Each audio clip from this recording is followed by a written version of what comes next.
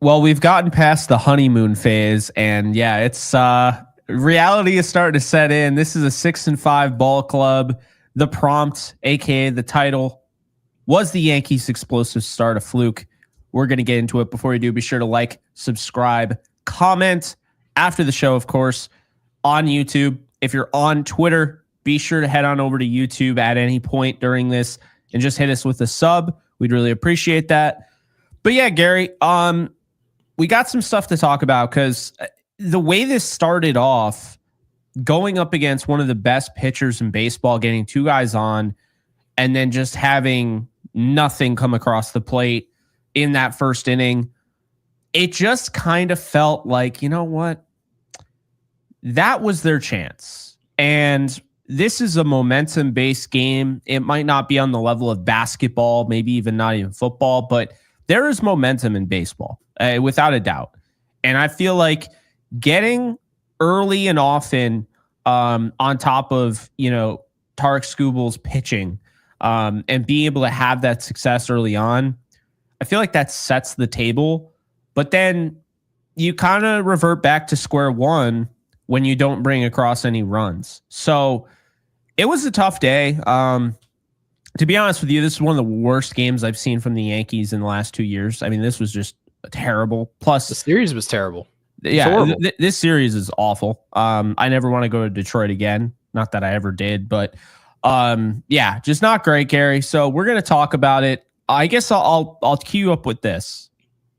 Cookies on the mound against Tarek Skubal. How did you feel like today was going to go after that first inning? Did you think there was any chance that they were going to win? Because I thought all the wind in the sails got taken away, after that. Yeah, so I'm going to throw this super chat up from Kyle. Thank you, Kyle. Says, I'm really concerned about this team.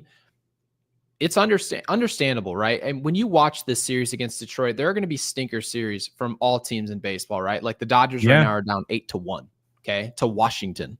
So it just sort of goes to show the ebbs and flows with baseball, but we're not going to make any excuse and just say it's baseball, okay? When you have Andrew Heine go 7 strong, gives up 1, strikes out 10, he walks 1. We had horrible at-bats, right? They were bad. Now, we didn't do anything to match that on the mound. Then you say, all right, well, let's get him tomorrow.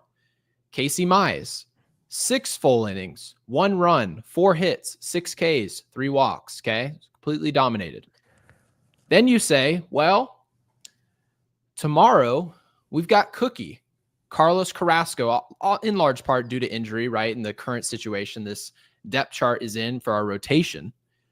Tarek Skubal goes 6 full, 0 runs, 4 hits, 6 Ks, right? And you look up and you say, all right, well, no one is hitting. And I'm looking straight at our depth chart. Carlos Rodon hasn't pitched well his last 2 times out. Marcus Stroman, this is just math. Marcus Stroman, Will Warren, Carlos Carrasco. They start 60% of the games that the Yankees play so far this season. You are not going to consistently win games. And this isn't just my opinion. This is pretty much most of our audience's opinion. They would tell you that, right? So if you're wondering, is this sustainable? The answer in terms of winning, going 4-2, 5-2, and feeling like, okay, we can lead this race in the AL East, you're not doing it with that group. I don't care who's hitting. I just don't. Okay. And for the first 5 or 6 games of the season, we had Jazz hitting. We had Bellinger hitting. Goldschmidt is still hitting, but he was hitting, right? Aaron Judge looked like a Super Saiyan, right? So at this point, you can have the 27 Yankees hitting. You are not winning games with that group throwing the majority of baseball games. It's just not happening, okay? And to extend on this, the other part of that rotation, right? The other 40% are started by Carlos Rodon and Max Fried. Max Fried didn't have a good opening start, right? They're human beings. They're going to have good starts. They're going to have bad starts. And from what we know from Carlos Rodon, highly inconsistent, okay? Highly inconsistent. This isn't like we have an anchor and then 3 weak links in our rotation. No, this is we have 3 weak spots, okay? Carlos Carrasco came into today's game and we said, hopefully he can give us 4 or 5 innings, give up maybe 2 or 3, and we can stay in this game. Maybe we get to Tarek Skubal early.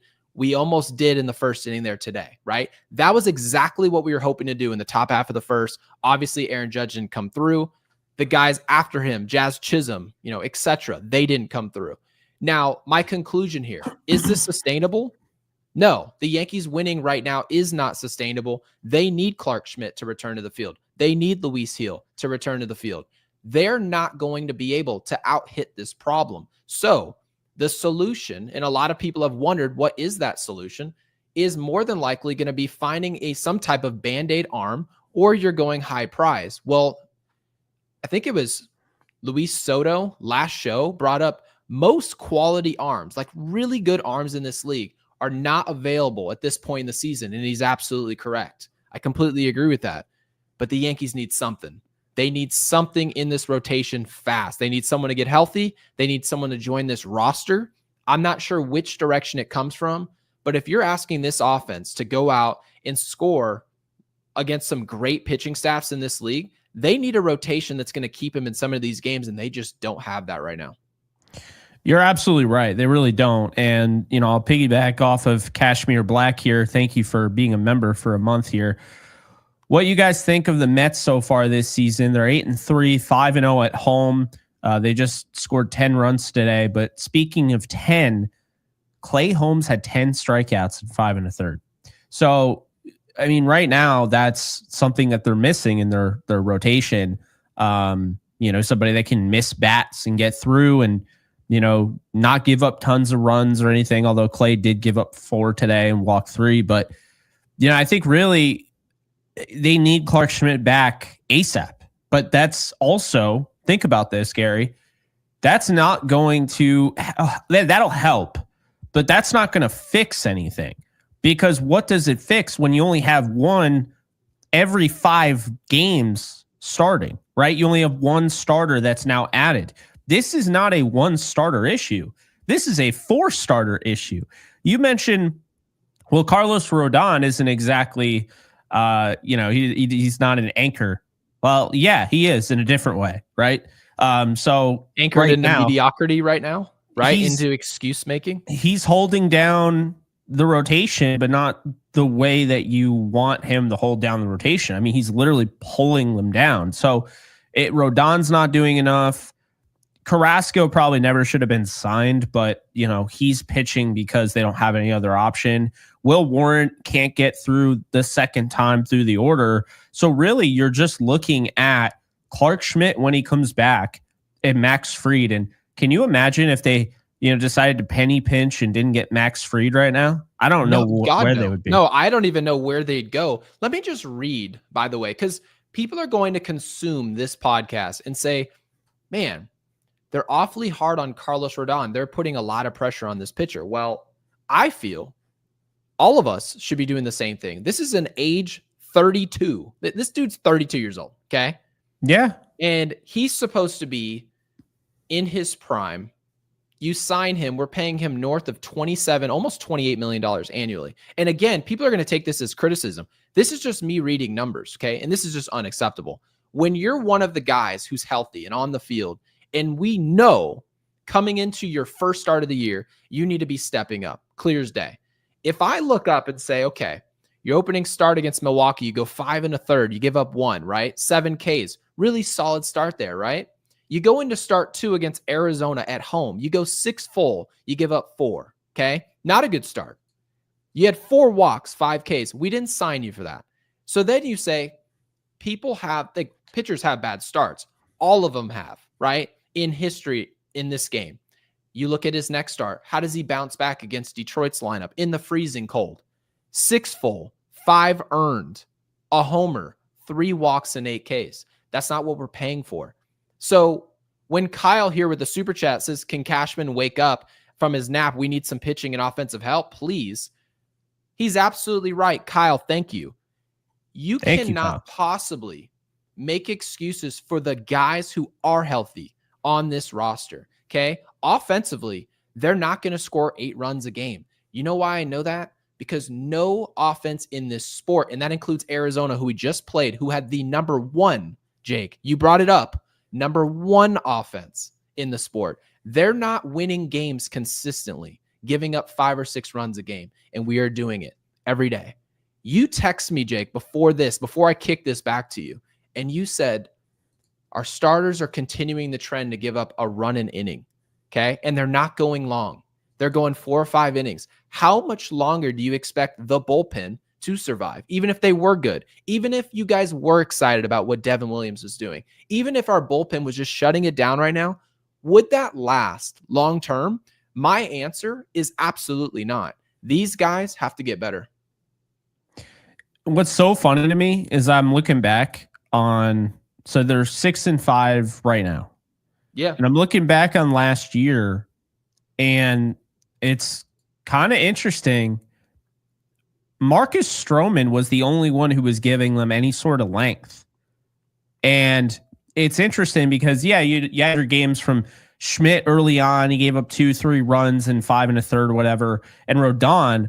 But I mean, you were getting 6 shutout innings out of Stroman to start the season. And that's really what the Yankees are lacking. They don't have a single guy on the roster. Keep in mind, they went 9-2 last year to start the first 11. This year, they're 6-5. And they got off to a more explosive, hotter start than, last year. But that's calmed down for the most part. I will say, Cortez ended up having an 8-inning, shutout, 2-hit ball type of game, the 11th game of the year. But looking back on that, Rodon didn't really step up in a way like an ace would at the beginning of last year either. And so that's kind of my thing is like, they need these guys to step up. Rodon is getting paid, $28 million a year? I mean, there's zero excuse. There's zero. So I think right now, the way I see it, Gary, it's very simple. These guys are going to have to get better. Based on what I just looked at, the trend seems to be that they do get better. They start off a little slow. Last year they did, except for Stroman. So the hope is that these guys do improve. But if they don't, this is a catastrophic issue because this essentially makes you are the opposite of Seattle. We're always like, oh, Seattle has all the pitchers in the world but can't hit. You're now Seattle that can't pitch. Yeah, and we can't hang around. And you're asking yourself to hang around with your bats. You're asking quite a bit, okay? And if you look at our lineup, the numbers are right there for all of us to read, right? You see what Paul Goldschmidt's doing. He's hitting 381, right? And I'll tell you this. When you're talking about going multiple games, you're talking about going 10 to 12 games into a season, and Paul Goldschmidt's leading off for you, hitting almost 400, right? In front of Ben Rice, who's hitting almost 330, who's hitting in front of Aaron Judge, who's hitting 341 with his ops is almost 1,300, and you look up and you're 6-5. You're second in the AL East. What does that tell you, right? We're getting offensively. I know Jazz Chisum has been a stinker, right? These past 3 or 4 games, he's been atrocious. There's no way around that, right? He leads the American League in strikeouts, okay? We're talking about 20 Ks. So what does this mean? This means our offense showed some weakness in this series, and as soon as our offense laid down for a second, it's a knockout punch. It's a knockout punch. And right now, you have to wonder, is this offense going to get right back up? I think it can happen. Absolutely, I think it can happen. But again, we've watched teams play this way. We watched Boston last year play this way. Boston had one of the worst rotations you've ever seen. There's a reason they traded for Garrett Crochet, right? There's a reason they signed Walker Buehler. Before that, we were looking at Tanner Houck and seeing if he could lead the charge in their rotation. And you know what, guys? They weren't getting outs, but they could sure rake, right? Rafael Devers could come into Yankee Stadium and he could sure rake, couldn't he? But they won 82 games, right? Jarren Duran, as good as he was for Boston last year, they won 82 games. If you can't pitch, you can't win consistently. You can go on some runs. You can win 5 or 6 games in a row. You can feel really good about yourself, boost ratings. Awesome. But you sure as hell can lose 5 or 6 games in a row. Why? Because you're throwing Carlos Carrasco out there. You're bringing pitchers off of injury now back into this rotation, and they need to pitch well now. You're waiting on Carlos Rodon to be the Carlos Rodon from Chicago that we were trying to sign. So as far as I'm concerned, when people want to know, Kashmir Black wants to know if we can Thank you, Kashmir, for supporting this channel. Said, could the Yankees Thank you. trade for Jacob deGrom? My answer is absolutely not. And the reason for that has nothing to do with talent. It has to do with why this team's in the position that they're in currently as it is, and its availability. Jacob deGrom doesn't show up to work consistently. Obviously. No, he's always hurt. He's always hurt. Okay. He's just, I mean, it's worse than Giancarlo Stanton. Giancarlo Stanton shows up. We pulled up the numbers. Roughly 60% of the games the Yankees play in the regular season, he plays. Okay. And he plays in October. Imagine if we had a pitcher who gave us 5 to 8 starts a year max. There's no way. So no, I appreciate, and obviously the wheels are turning. We're trying to look. Last episode, Jake, we talked about Alcantara from Miami, and we sort of made the guesstimate that he would be traded around the deadline. Well, the Yankees need help here in the short term, or we're hoping that this offense can keep us around, keep us hanging around 500 so that we can hit the ground later. It is putting a lot of pressure on this organization to really go out there and scratch for a wild card. It really is. And, you know, that's why I'm like, there has to be something there. Like, these pitchers have to improve. There has to be, okay, instead of giving up 3 runs, normally Rodon gives up 2 or something like that, right? Like, there has to be something there. Tomorrow, they got Jack Flaherty, so not going to be easier there. He's a righty, and I guess you could say that's an advantage for the Yankees, because this lineup, if they're weak against anything, I would say it's against lefties. But I still am not willing to say that this lineup is really weak. I think that they are feeling the effects of basically carrying this team, and we're starting to see it. So I wouldn't go that far. But tomorrow, Flaherty has a 2.38 ERA. You know, he got the win, 0.88 whip, only an 11 and a third. But this is a guy that really none of the Yankees have great success with. I mean, Aaron Judge has a home run in like 4 appearances against him. Goldschmidt hasn't hit well. Jazz has not hit well. I think the best, and you're going to laugh at this. Well, actually, I'll let you guess. Who do you think has the best numbers, best batting average career against Jack Flaherty? Probably Mr. Barry Bonds, Trent Grisham. Yep, that would be Trent Grisham. He's like 4 for 9 or 4 for 8. Yeah, I could see where you were going with it, because I already knew it couldn't be Bellinger. It couldn't possibly be Judge, right? Like, I've also watched Judge hit against Flaherty a few times. So I guess I heard you bring him up, and I wanted to have at least somewhat of a conversation, just a few minutes, on Jazz Chisum, because obviously Jazz Chisum got off to a heroic start at the stadium. I mean, it was a great start, right? We were talking about torpedo bats. We were saying how the barrel was moved right to the label. That's the reason for this epic start. Still using the same bat today. He is now hitting, just so everyone has an update, he's hitting 196. His on-base percentage. And remember last year at the deadline, we said we really want to look for players who are hovering in that 350, anywhere from 320 to 350 on base. Jazz's on base is 260 right now, okay? He's still slugging. He can still run the bases. But Jazz is striking out at a torrid pace. Like, we're talking a Joey Gallo pace, okay? If he continues, he's going to strike out about 250 times this year. I'm just letting you guys know what the trend is, okay? And that's with a hot start as well. So, yeah, what is the adjustment? Because based on what I'm seeing from Jazz, it seems like he's trying to take lift off every single at bat. And I know when you're hitting home runs, it looks fine, because obviously you take your home run swing, you hit a homer, nobody's going to complain. But when 95% of your swings are your A homer swing, I don't know. It seems like there needs to be an adjustment made, some type of adjustment made from Jazz. Obviously, I did like he made an attempt today to drop a bunt down the third base line and try to get on any means necessary, but it didn't work, right? Nothing seems to be working for him. It's not for a lack of effort, but there needs to be some type of adjustment. Yeah. You know, I think Jazz's issue is, I think he's definitely swinging for the fences. He's hitting 133 in his last 7 days. That's a 488 OPS. So not ideal. This is a guy that doesn't get on base incredibly well, has a career 310 on base percentage, but Yeah, he does kind of, even though he could be like a really well-rounded player, I think that's also been something that has plagued him, where he typically does like to swing for the fences. He's got more of that uppercut swing. And we're seeing it. I mean, his numbers also at home for his career are a lot better than on the road too. So, that's something to keep in mind there. But no, I thought it was interesting because looking at it, and this might concern some people, this is his best month historically, split wise, of the year.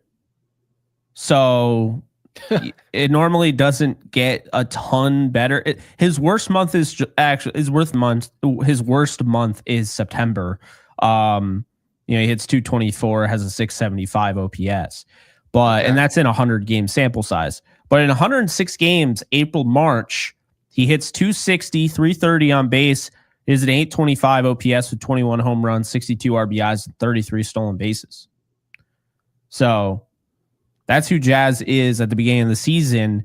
And he got off to a great start, but that has quickly been throttled. And yeah, I think he's a really big key component for a team, because in the wins that he's had throughout his career, he has a 272 batting average, a 339 on base, and an 845 OPS with 46 homers, 149 RBIs, 61 stolen bases. However, Jazz is an important player no matter what team he's played for, because when you look at the history here, in losses, Jazz Chisum's on base percentage or OPS goes from 845 when they win to 684 when they lose, and he bats 227. So this is a guy now that he's going to need to really turn this thing around, because the Yankees aren't just asking him to do what he did last year. They are saying, you need to take over for some of the slugging, some of the actual, on base ability of Juan Soto. That's what they're telling us by putting him that high in the order. So if you're doing this in like the 8th hole, okay, but you're doing this near the top of the order around Judge. So you're essentially interfering with some of the better RBI generators, including him. And so when he's not playing well, I mean, it really sinks the offense like a rock.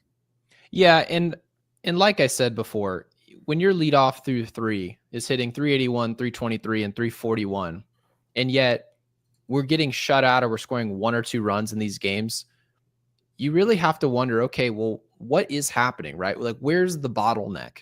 And at some point or another, you're looking at your 4 hitter and he's hitting a $196. Well, that should be your answer right there. There's going to be guys, you look at the stat sheet and you see runners on base. Well, Jazz is leaving a lot of those guys out there. He just is. And when you put somebody in the order, it doesn't matter if it's Jazz or not, right? Volpe's hitting 5th today. He's going to come up with runners on base. That's just how it works out when you're in the heart of the order. That's why it's designed that way. So having said this, you can look at the heart of the order and say, are these guys doing any damage? And for the most part, the last, I'd say 3 or 4 days, 3 or 4 games in a row, we were saying, Jake, remember, our bottom of our lineup, look how much damage they're doing, right? They're driving in runs. That's not how it's going to go all year. Okay. No. The bottom of the lineup is the bottom of the lineup for a reason. They don't just hit 8th because they can hit just like the 2 hitter. Okay. They're hitting 8th because you don't want them hitting 2nd. That's why. So when you look at our bottom of the lineup today, let's start with Jazz. 0 for 4. Volpe, 0 for 3. Wells, 0 for 4. Dominguez, 0 for 3. Grisham, 0 for 3. Peraza, 0 for 3. Okay. It's a damn perfect game. A lot of offers. It's all offers except for the top 3. Okay. And I'm not picking on them. I'm just telling the story that if we're going to look at the bottom of the order and expect consistency, look around. The only good thing we saw today was Goldschmidt, Judge, and Rice. I mean, no one else hit. There are 2 to 3 teams in this league where a 7 hitter comes up and you go, man, this is a really good player.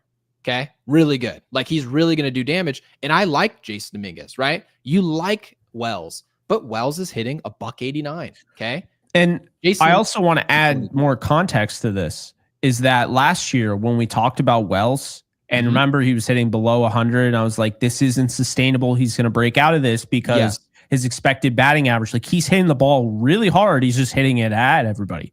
And like you said, you're like, yeah, I don't know if I totally subscribe to that notion, but one way or another over time, it's going to work itself out. If that's the case, that's what we'll see. He's not doing that this year. He has an expected batting average below what his current batting average is. So his current batting average is 189. His expected is 178.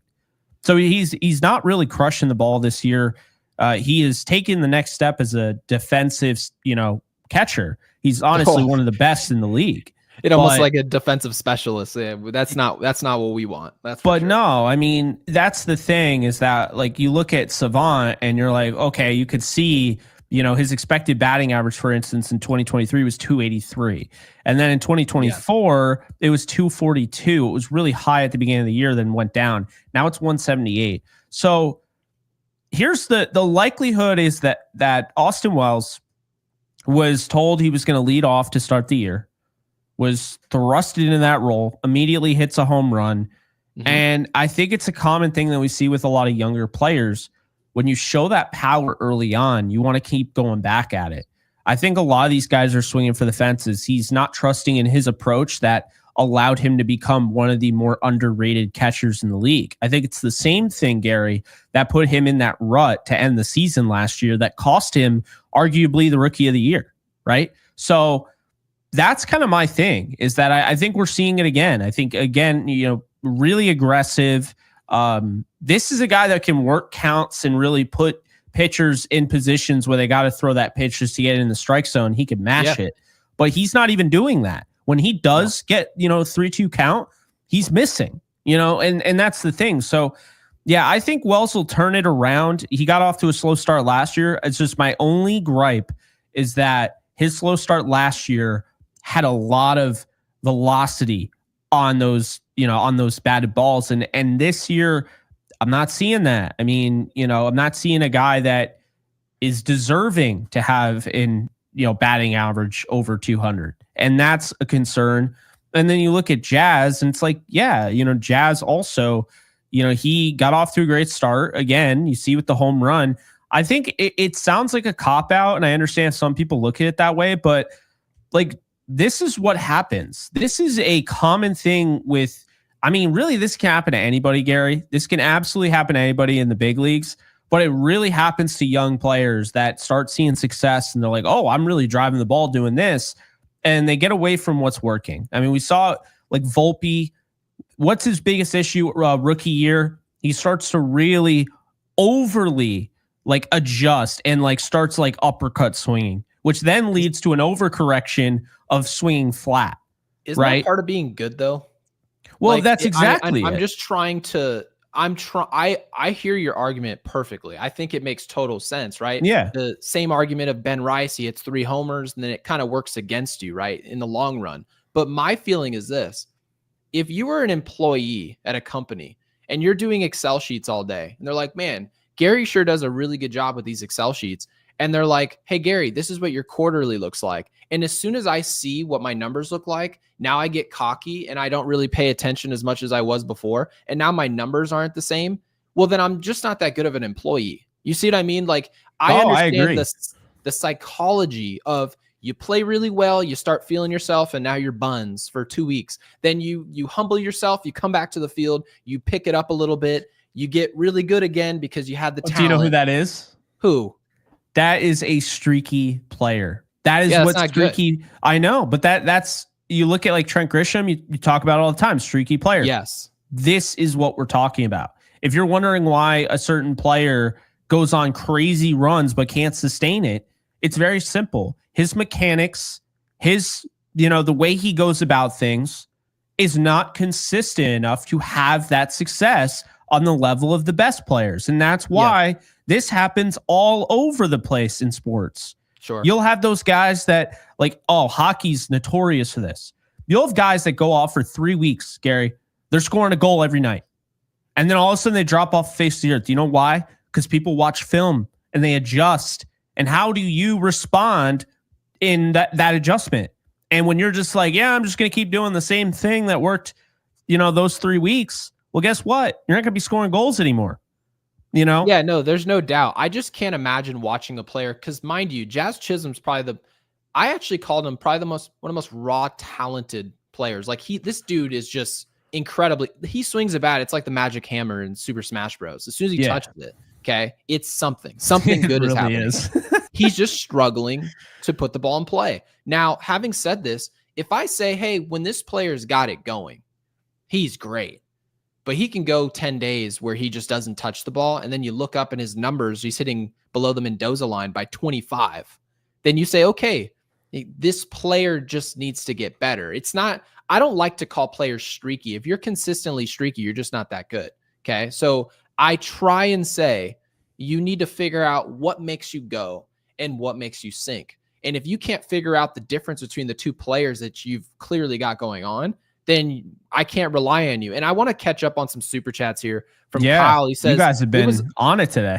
He sure has. So Kyle with the super chat says, it was a loss as soon as we didn't score in the first. Yeah, Kyle, that's how I felt. First at bat we saw from Aaron Judge, first and second, nobody out. We got hard contact from Ben Rice, hard contact leading off from Paul Goldschmidt. Those guys did their job. That's what we pay them to do. It's what we were asking them to do. They got on base today 4 different times. We didn't score, not 1 run today. Okay. That's part of the responsibility. If you watch this game, Aaron Judge went 2 for 4.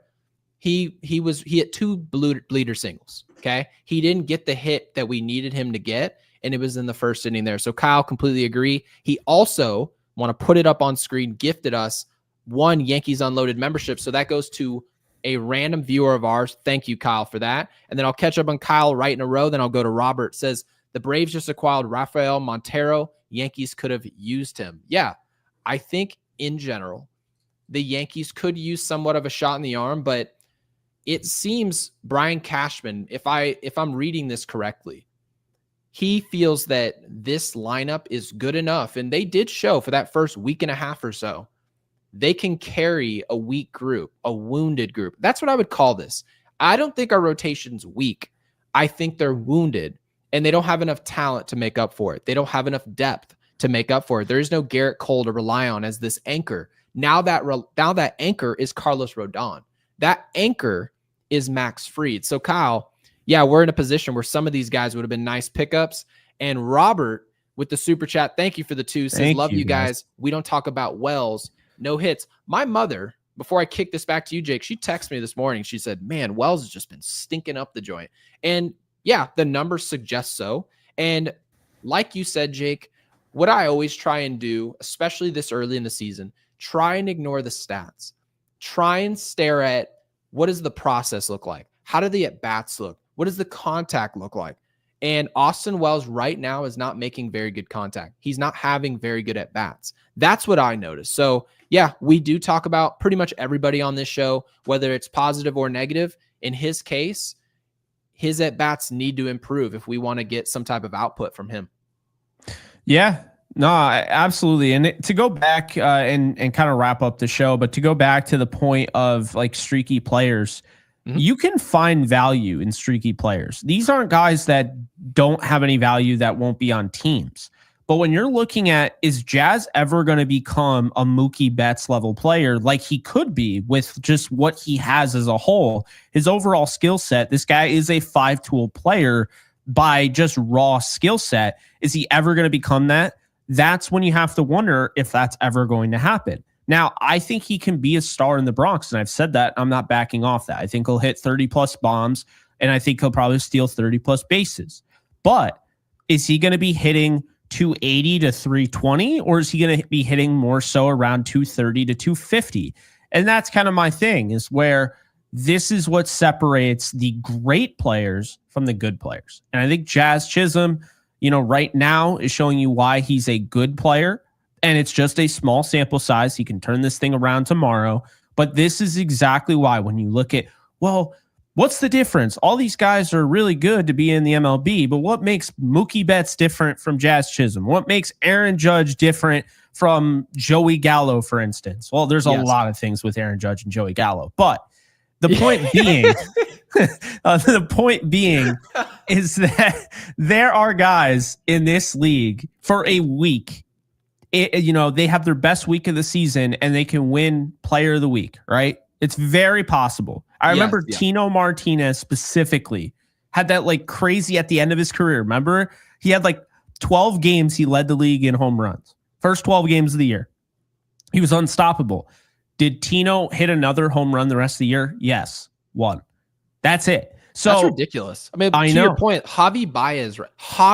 There you go. There's the streaky player. He's hitting 9th for the Detroit Tigers, making $1 bajillion. The dude's hitting 333. Nope, he's hitting 9th because the Tigers were like, he's barely in this lineup. And yet he can have a bright 10 games. And the difference between Javi Baez and a Francisco Lindor or a Corey Seager, the difference is, and this is just my opinion, okay? So don't take this as fact. This is not in the Bible.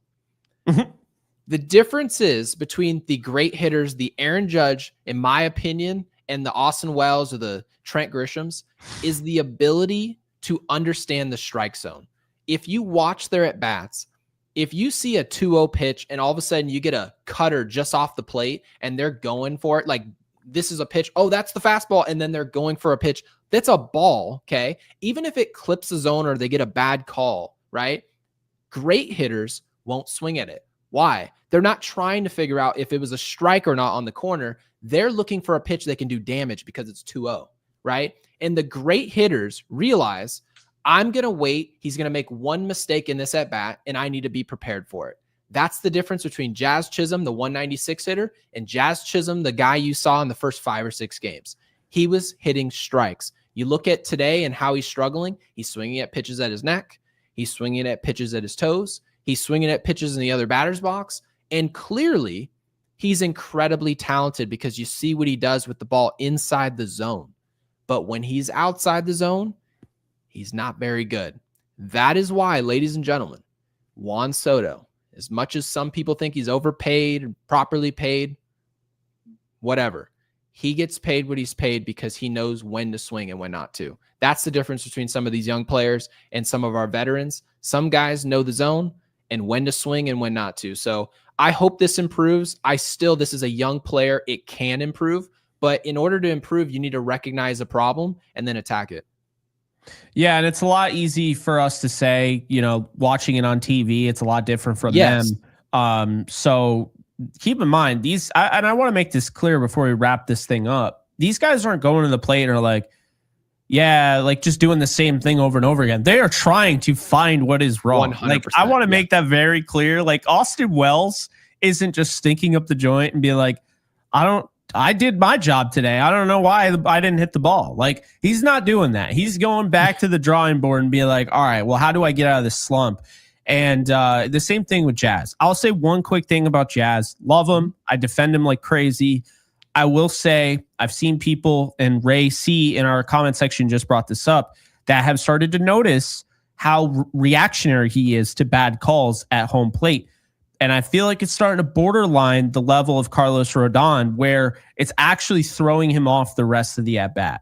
And I've seen it where, you can see the umpire got him so pissed off on the first strike call. He's barking at him. And now how on earth could your mind be on the pitcher? How on earth could you be thinking about the pitcher right now when you're screaming at the umpire like that? Seems difficult, yeah. That's a concern of mine. I'm seeing that as well. I hope that he gets that figured out, because right now it's all on him. It's not the umpire. The umpires are terrible. You have to assume they're all going to be completely dog water. I mean, today, that one dude, the punch out, that guy was on dial-up connection. His brain was on dial-up connection. Did you see the delay? The broadcast was like, oh, yes, I saw it. The broadcast was like, oh, he must have said something. He must have said it was a strike. No, we're watching TV. Make the call.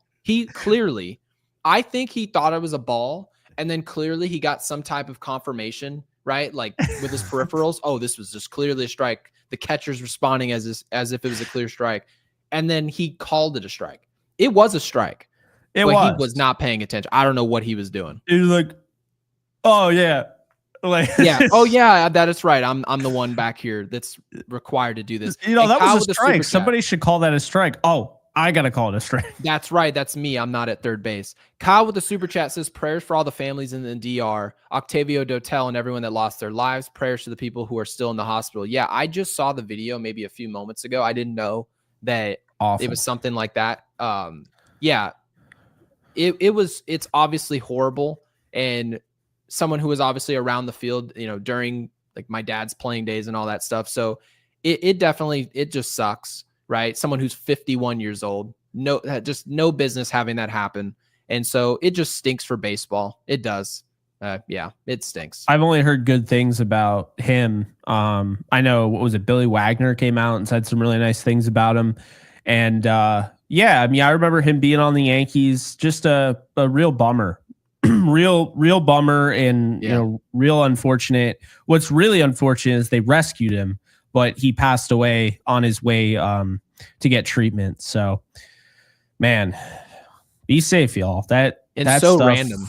I mean, it's the most random thing in the world. So, yeah, it's definitely a bummer, but glad we were able to talk about it on the show because surely he deserved to be talked about somewhere. Absolutely. I liked him, you know, I liked him in general, and then I liked when he was on the Yankees. So, Kyle, appreciate the super chat. On that note, we're going to wrap it up. Gary, what's the movie you got today? Hopefully it's something that takes us away from how grim that was, but you know, something that leaves us on a high note, perhaps. No. Well, it was a horror movie. No. You know, I'm going to go with the movie cuz I love this movie and it puts me in a good mood. Will Ferrell, Kevin Hart. Kevin Hart's in way too many movies, but in general, I will say I feel like he's almost an underrated. He takes some funny roles. I'm not going to lie. He is underrated. Love this movie. The movie is Get Hard. Okay. My mom made the recommendation that our t-shirt, and I sort of agree with this. Our t-shirt for our podcast should say Get Good. Okay. Dude, so, I was just thinking that yesterday. Yeah. When we started talking about it. That would be a great shirt. So anyway, if you guys are obviously here at this point of the podcast, put Get Hard in the comment section and wait till the video is uploaded and us two jabronis are gone so that you can drop Get Hard or leave a comment and we'll get back to you. Because any questions, comments about this team, where we're going, are we going nowhere? Right? We're willing to listen to all opinions. I mean, there's no wrong opinion. It's just baseball and we're having fun. So yeah, leave us a comment, like the video, and get involved. Yeah, we appreciate you guys. Again, everyone over on Twitter, if you could help us out, support the show, head on over to YouTube /@Yankees Unloaded and hit that subscribe button. We really appreciate it. But that's going to do it. You guys take care. We'll see you soon. And like this video.